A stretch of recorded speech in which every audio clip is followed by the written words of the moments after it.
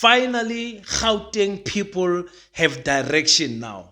Panyaza Lesufi has appointed his provincial cabinet and kicked out the DA, refusing to give in on their crazy demands. This is going to cause some tension in the relationship between the ANC and the DA going forward. Was this an excellent move? I believe so, but I also believe that Fikile Mbalula and Panyaza Lesufi missed on the opportunity to bring in the EFF or the MK, thinking futuristically for the next national election in 2029. They would have done so much better if they befriended the EFF or the MK party, thinking that in the future, we might need these people to fight against the DA because the battlegrounds are officially drawn between the ANC and the DA. Let's speak about that and much more.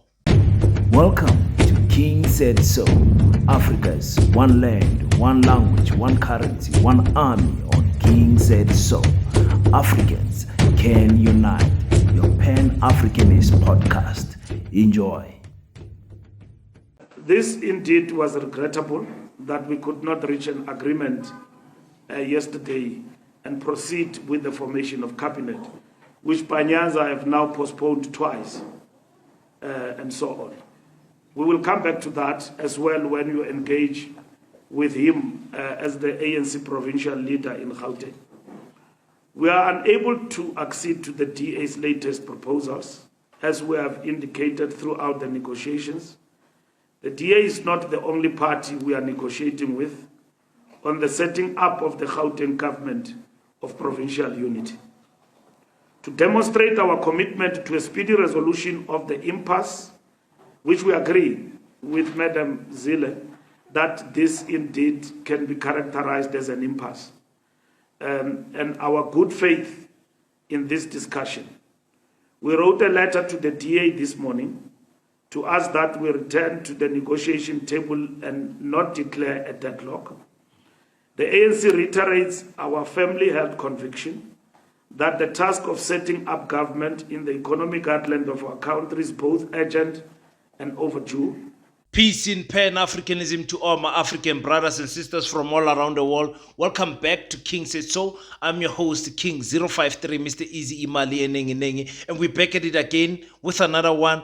And this time around, I'm telling you, I am happy that there are some leaders in the ANC, namely Panyaza Lesufi, that has got some type of integrity still intact in them. I actually underestimated Panyaza. I thought that nationally, the ANC nationally will give him pressure to accept the deal of the DA, even though the DA was shifting the goalpost. I thought Panyaza Lesufi is not man enough to do this move that he did. Partially, I am right, because I thought if he looks away from the DA, he would then look into the direction of the two big boys, the MK and the EFF. But in his heart, he knows very well that the DA and the ANC want to keep the MK and the EFF out of power. That is why they went into the government of provincial unity in KwaZulu-Natal. It was to keep the MK out of power, and they did that successfully. They did it successfully also nationally by keeping the people that killed Chris Hani, even though he was wearing a t-shirt that was written, "Don't kill Chris Hani again." For me, it's a useless message, because you have killed Chris Hani again by appointing the people that were responsible for his murder to be ministers of correctional service. That's another topic. We have spoken about that on another video. But again, of all that being said, I must congratulate Panyaza Lesufi. This was a brave move by the ANC, even though I don't think it was fully calculated properly in terms of risk management or analytic But I think this is going to show them the true colors of the DA, because it is the DA that tried to change the agreement between the ANC and the DA, and this is what Panyaza explained to us. This document, the DA said, we are going to vote for the ANC on condition you agree to this document. And I want to read this document because it is this document that led to where we are today. And the document says, the composition of the Gauteng Executive Council, the premier will come from the ANC, and the allocation of MECs is as follows. 7 MECs will be allocated to the ANC and other parties, and 3 MECs will be allocated to the DA. The composition of the legislature, the speaker will come from the ANC, the deputy speaker will come from the DA, the chair of chairs will come from the DA, the deputy chair of chairs will come from the ANC. That the principle of allocation of chairperson is based on an oversight model, where when a party occupies an MEC position, the same party shall not occupy the chair of the portfolio. This is the document the DA gave us, saying they are requesting for 3 portfolio posts. And that's what our SG say. We've offered that. The snag is that we said we've started on this document. Let's continue. Because this is the document that led to the election of the premier, speaker, and deputy speaker. Let's go and elect the remaining votes. Then the DA came a day later, said they're withdrawing this document. They're withdrawing this document, and they want us to start afresh. So when they withdrew the document, we were already at an advanced stage of consulting with other political parties. And when they came back later, maybe I've heard the story that we gave them 1, we gave them 2, when they came back later, we indicated that your withdrawal meant that we need to engage other political parties. We engaged all other political parties. We really believe we can reconfigure this to be the way it is. And that's where the dispute came. The problem with the DA is that they've always thought that the ANC had nowhere else to run to. The ANC actually outsmarted them here, because now the DA has already elected the speaker from the ANC, and elected the premier from the ANC. So you can't reverse those decisions. For a premier to be taken out, it's not easy. Speaker, maybe you can work around it there in the provincial legislature and try for a vote of no confidence, or do some type of confusing moves there. Maybe the MK and the EFF will support you, but it's not easily that you will be able to remove a premier. Premier is set, almost almost cast in stone to be a premier once elected there. So it's going to be very difficult to take Panyaza. They will have to deal with Panyaza every single time when they speak about Gauteng, and they will be reminded that Panyaza is not a young man to play with. This is a very good move for Panyaza. I think we saw Fikile coming in, trying to take the shine from Panyaza. You know Fikile, how he is, always coming in, trying to take the credit of Panyaza, as if to say that this was a national move. But Panyaza understood the document very well that he was reading, that the DA said this, and we are sticking to this original agreement with the DA. If they want to change, we're going to speak to other parties. Very disappointed though that that Panyaza did not choose the EFF at most. I know for the ANC it's going to be difficult for them to work with the MK, but the EFF, is the EFF really that much of an enemy for Panyaza to really work with? I mean, come on. You chose IFP, you chose, what did they choose? The PA, you chose, was it Rise Mzansi? I think it's Rise Mzansi that you also chose Rise Mzansi. So disappointing. You could not choose Bossa, you could not choose ACDP, you could not choose MK or the EFF. You chose these other parties. For me, it's a weak team that you chose, because those teams don't have enough numbers to protect you in the future. Yes, the PA might be a good partner working going forward with working with the ANC, because Gaten McKenzie is all about power. You give them enough power, they will follow what you are saying. But why didn't you choose the EFF? Let's quickly listen to what the EFF says about this decision of Panyaza Lesufi.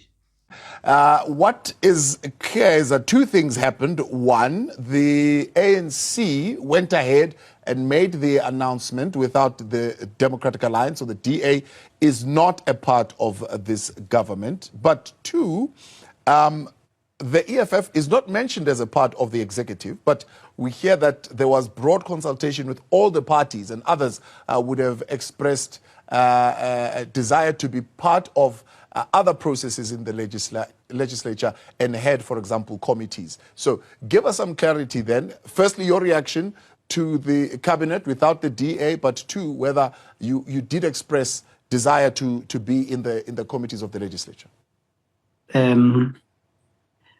It has been a grueling past 2 to 3 weeks, and we obviously note and appreciate at this point that the mayor the premier has really taken it now serious in terms of the composition of the executive, which was necessary because from where we're standing and having reflected obviously on the happenings of the political terrain with the emergence of the grand coalition of the DA and the ANC, was the ultimate preparation of the EFF, particularly in Gauteng, to be an effective opposition. And we are awaiting the announcement by the premier so that we can really start doing the necessary allocations in terms of committees and hitting the ground running in relation to what ought to happen in the legislature. So we were not particularly surprised, Bamdluli, with the pronouncements. It was always an expectation, as hence the people of Gauteng genuinely rejected the ANC as an organization that is out of ideas. And, when you look at the reflection of the executive speaks of exactly that. I mean, how do you having had at least a majority in the previous election, now come where you've got 34% of the electorate, which is 15% to 16% just taken abruptly away from you because of what society has said in Gauteng, yet you regurgitate the very same political office bearers into strategic positions of the executive, particularly in Gauteng. So this thing of the ANC saying we are negotiating with everyone, for me, it's not genuine. They are negotiating with the MK, yes, with the EFF, yes, but in the back of their mind, they don't want to work with those two parties. It is clear. I can hear from the tone of the EFF that they were not surprised that this the Panyaza took this direction. Could have been very easy to just take the EFF. EFF has got so many seats in Gauteng. I mean, just take them and work with them. And like I said, the EFF will be a better future partner than the DA, than any other party. And than any other party, the EFF for me will be the best partner to work with. Even if the ANC maybe in the next national elections get something like 35%, they would pray that the EFF gets something like 15% to take them back to 50%. You understand what I'm trying to say? And then you can pull the PA with you, one other small party, and get a nice collusion, and then go and be president again. That's what I'm saying.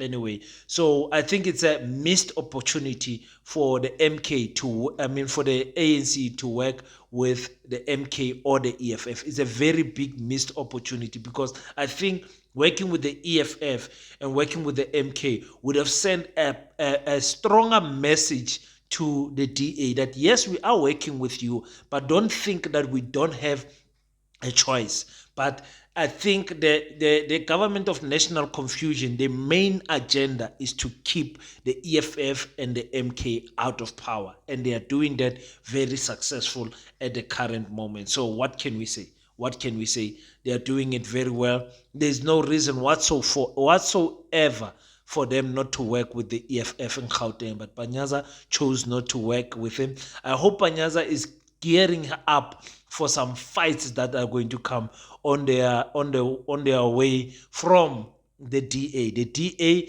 is going to show their white supremacy again nationally and also in KwaZulu-Natal. Helen Ziller, like you have seen in another video I've played for you guys, that he has already threatened that she can bring down KwaZulu-Natal if the ANC does not give them what they want in Gauteng. So they did not get what they want, so we are waiting for war. Or was it a bluff? We wait to see what is going to happen. But you tell me, what do you think about this move of Panyaza? I mean, he's a leader that is setting himself up to be very popular in the ANC ranks. You know, he's gaining popularity. He's got even people called Ama Panyaza, Nasi Spani. Like there's some vibe behind him. So, and he's got the big province. He's got Gauteng. So it might be a threat to Fikile Mbalula in the future, according to me. I don't know what you guys are saying, but between him and Paul Mashatile and Fikile, I would choose Panyaza. I don't know why. I lean more to Panyaza, but hey, that's a topic that is very far-fetched. We'll discuss this when the right time comes. Until we meet next time, don't forget to pray. After you pray, stand up, African child. Do your best so that God can do the rest. Peace in Pan-Africanism.